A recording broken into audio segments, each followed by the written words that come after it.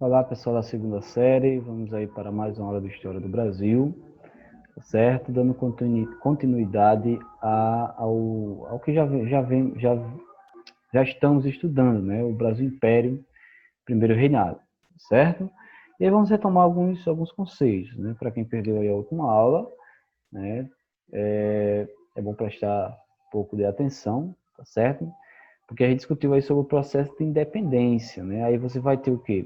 Claro, a gente tem que pensar que a vinda da corte portuguesa para o Brasil em 1808 já é um motivo aí para a quebra daquele pacto colonial que existia entre Brasil e Portugal, porque agora o Brasil vai ser a sede do Império Português. Aí vai ter a abertura dos portos, Tratado de 1810, elevação do Brasil a reino, Revolução Pernambucana de 1817, que era um descontentamento que existia, né, dos pernambucanos contra o governo e a própria permanência da corte portuguesa no Brasil, né, no caso de Dom João VI. As revoluções liberais de 1820, né, que queriam, os objetivos era a volta do príncipe Dom João para Portugal, que acontece em 1821. Vai ter o dia do Fico, que acontece já é em 1800, né, na regência do Dom Pedro, príncipe regente, e vamos ter a regência de Dom Pedro, e com isso a proclamação da independência, né? Tem até uma charge aqui, viva a independência. O que é isso, mãe? Deve ser um novo produto inglês. Mostrando aí a influência, a participação da Inglaterra nesse processo de independência, e também a Inglaterra aí sendo privilegiada desses tratados, né, ou até da independência do Brasil, né, de certa forma. E aí a divisão do Brasil Império, né, o primeiro reinado, que vai de 1802 a 1831, o período regencial, que começa com a abdicação de Dom Pedro I e vai até 1840, com o golpe da maioridade, do qual o Dom Pedro, filho do Dom Pedro I, que se torna Dom Pedro II, assume o trono, e o segundo reinado, que é de 1840 a 1839, que vai ser chefiado aí, vai ser presidido, né, governado pelo Dom Pedro II, certo? E aí, como é que era essa política, como é que era a política e a economia, né? Não bastava apenas proclamar a independência, bastava também consolidar. E aí o Dom Pedro I vai tomar algumas medidas, né? Desenvolver a economia, elaborar uma constituição, né? Todo o governo que se torna independente faz uma constituição, tá? Vai ter que garantir a posse do território brasileiro, no caso, vai haver vários conflitos, né? Na Cisplatina, na Bahia, principalmente na Bahia, Pernambuco, em outras regiões, né, o Mato Grosso também. E aí o Dom Pedro I tem que garantir esse território, para que não acontecesse, por exemplo, como as colônias espanholas, que eu acho que vocês já estudaram, né, a independência das colônias espanholas. Então era necessário que isso não acontecesse, porque lá nas colônias espanholas vai ter várias nações que vão surgir. E o Dom Pedro I não queria que o território brasileiro se fragmentasse, tá? E outra coisa era adquirir o reconhecimento internacional, né? Então ele vai tomar essas medidas, né? E vamos ver, né, depois aqui se essas medidas se concretizaram, certo? E aí o contexto do Brasil após a independência não vai mudar muita coisa, né? Vai se intensificar a crise econômica e as desigualdades sociais. Isso porque vai ter a decadência da extração de ouro e de pedras preciosas. Minas Gerais totalmente fragmentado, não se tinha mais extração de ouro, né? Era em pouca, em menor ocorrência. Concorrência de mercadorias como açúcar, né? O charque e couro com produtos estrangeiros, não tinha como o açúcar, o couro, né, e o charque brasileiro competir com esses produtos que vinham de fora, produtos ingleses, uruguaios, né, paraguaios, né, não tinham como, e até o açúcar das Antilhas, não tinham como o Brasil competir, porque eles tinham preços mais baratos, mais em conta, tá? E claro, o Brasil vai realizar empréstimos com o governo inglês para sanar essas dificuldades econômicas, e o Brasil vai ser um grande devedor da Inglaterra, certo? Era um grande aliado e o Brasil era um grande devedor também, o que fazia o Brasil ser subordinado aos ingleses. E vai ter movimentos contra a independência nas regiões da Bahia, do Pará, do Maranhão, Piauí, Ceará e província cisplatina, tá certo? E claro, não teve mudanças com a independência, né? Manutenção da estrutura social, manutenção da escravidão, mesma coisa, vai ter a participação política e econômica apenas de grupos privilegiados, o açúcar em declínio, o café em ascensão. Talvez isso para o império, né, a ascensão do café como principal produto brasileiro, vai ser uma boa mais à frente, né, mas nesse momento ainda não vai ser o principal produto brasileiro, certo? E aí, pessoal, algumas pessoas, né, aliás, algumas mulheres tiveram participação no processo de independência e até nas guerras de independência, né? A primeira delas, podemos citar aí a Maria Leopoldina, que era princesa e depois se tornou imperatriz. Ela foi criada na corte austríaca, em Viena, com educação, que foi além da responsabilidade de mulher. Então, ela estudou, por exemplo, política, história, filosofia, línguas e ciências, né? E aí explica por que ela se sobressaía, né, se comparado ao Dom Pedro I, tá? Que era arrogante, não tomava as medidas mais corretas, não tinha diplomacia, era muito... fazia as coisas, né, de repente, né, não pensava no que fazer. Por exemplo, a Maria Leopoldina, ela vai buscar apoio internacional para a independência do Brasil, juntamente, claro, com o Bonifácio, com alianças nacionais. Ela que vai, por exemplo, assinar, quando ela estava atuando como princesa regente, vai atuar, né? Ela vai assinar a Carta de Independência, então a gente vê a importância dela por isso, certo? Vamos ter também a Joana Angélica, né, que era abadesa do convento da Lapa, lá em Salvador.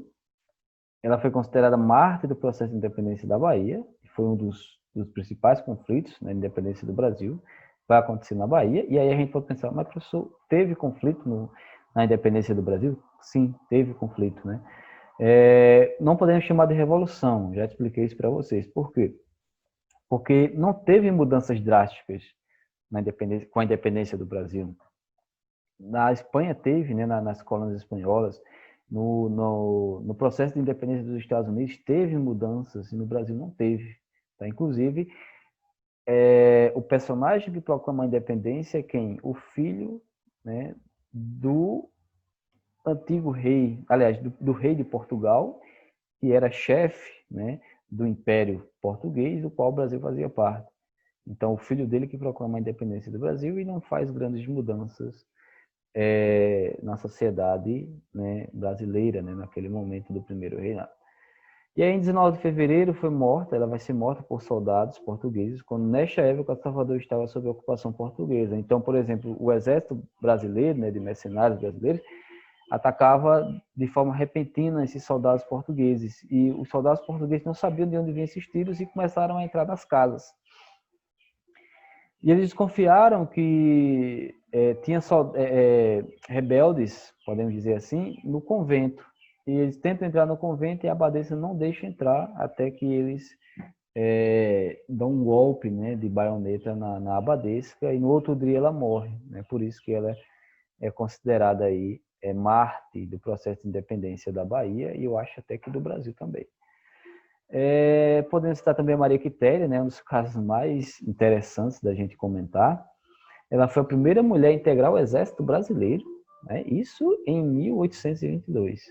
Ela nasceu e viveu em Vila da Cachoeira, né? Naquela época a Vila da Cachoeira apoiou Dom Pedro e em junho de 1822 os portugueses bombardearam, né, a Vila da Cachoeira.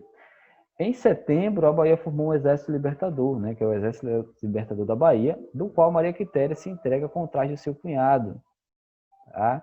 Que era o Soldado Medeiros, né? Aí ela passou a se chamar Soldado Medeiros. Logo depois o pai dela vai sentir falta, lógico, e depois ele vai saber que a Maria Quitéria vai estar, né, agrupando também, né, esse Exército Libertador da Bahia.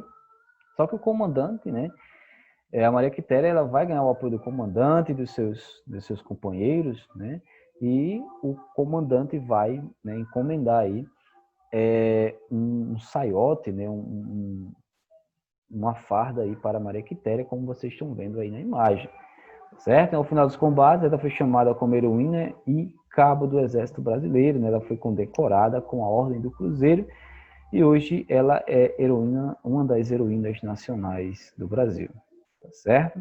Ela teve muitas honrarias. Isso não significa dizer que as mulheres passaram a integrar o Exército, né? A Maria Quitéria aí foi uma exceção. As mulheres ainda continuaram no seu lugar de formar família, né, de cuidar da casa, de cuidar dos filhos, tá certo? Temos também a Maria Filipa, que também é uma figura interessante, tá? Não se sabe muito sobre a Maria Filipa, apenas que era uma preta e descendente de escravizados, e vivia na ilha de Itaparica, em Salvador também, tá? Tudo aí em Salvador, exceto a da Maria Leopoldina. Ela combateu as tropas portuguesas na ilha de Itaparica, né? Liderou um grupo de mulheres que embriagou tropas portuguesas e depois queimou cerca de 40 embarcações, que ajudou as tropas brasileiras a vencer o conflito. Porque um dos principais conflitos entre Brasil e Portugal, tropas brasileiras e portuguesas, vai ser no litoral, né? No mar, né? Vai ser uma batalha marítima do qual a Maria Filipa, a partir dessas que ela queimou essas embarcações, vai ajudar muito, né, a vitória brasileira. Então ela vai embriagar os portugueses e depois vai queimar as embarcações. E ela liderou o grupo de mulheres. Olha só a importância, certo? É interessante pensarmos que, como eu já falei, essas participações femininas, elas foram meio que apagadas, né? Só depois da historiografia vai trazer, né, para os livros, para as discussões, certo? Isso não significa dizer também que essas mulheres tiveram,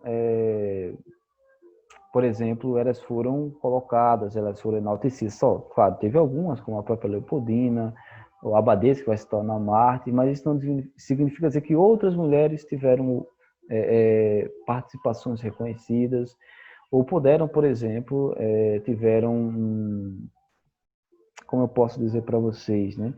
Que elas tiveram um destaque social, né? Foram essas aí e outras não tiveram, né? Que poderiam ter tido também, ou até poderiam ter tido oportunidades. Isso não aconteceu no Brasil. Tá? A conquista até do voto, né? Já vai acontecer só no século XX, né? Então tudo isso aí mostra que as mulheres tiveram grande participação, não foram só os homens, e participações importantes, certo? E o reconhecimento da independência, tá certo? Os Estados Unidos vão reconhecer o Brasil, vai ser o primeiro país em 1824, tá certo? E claro, é algo que, deixa eu ver se tem até no livro de vocês aqui, deixa eu olhar, né? É algo que, por exemplo, é algo de interesse, né? Os Estados Unidos ali estava, a partir da doutrina Monroe, né? Aquela ideia da América para os americanos, né? O presidente, né? Norte-americano da época, ele inicia essa doutrina com o intuito aí de fazer com que o Brasil tivesse a sua influência, certo? O Brasil, ou os países americanos, teriam que ser influenciados por quem? Pelos Estados Unidos, e não por países europeus, tá certo? Claro que isso não vai acontecer. A Inglaterra vai continuar influenciando, e muito. Inclusive, a própria Inglaterra que vai fazer o intermédio, né, para o reconhecimento, né, da independência do Brasil por Portugal, certo?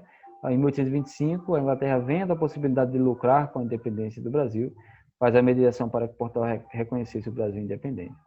E o Portugal vai reconhecer em 1825, o Brasil vai pegar dinheiro emprestado com os ingleses, né, 3 milhões de libras esterlinas, e vai pagar a Portugal a sua independência, o seu reconhecimento, e vai ficar devendo agora para a Inglaterra. Ou seja, as dívidas que Portugal tinha com a Inglaterra passaram agora para o Brasil, certo? E a Inglaterra só vai reconhecer a independência do Brasil em 1827, tá? Claro, com muitas trocas, né, e muitos termos ali para esse reconhecimento, tá certo? Então, nossa aula fica por aqui, espero aí que vocês tenham entendido, tá certo? Qualquer dúvida deixa no chat, ou anota aí no seu caderninho, no seu livro para a próxima aula, tá certo? Tenha um ótimo dia e até mais.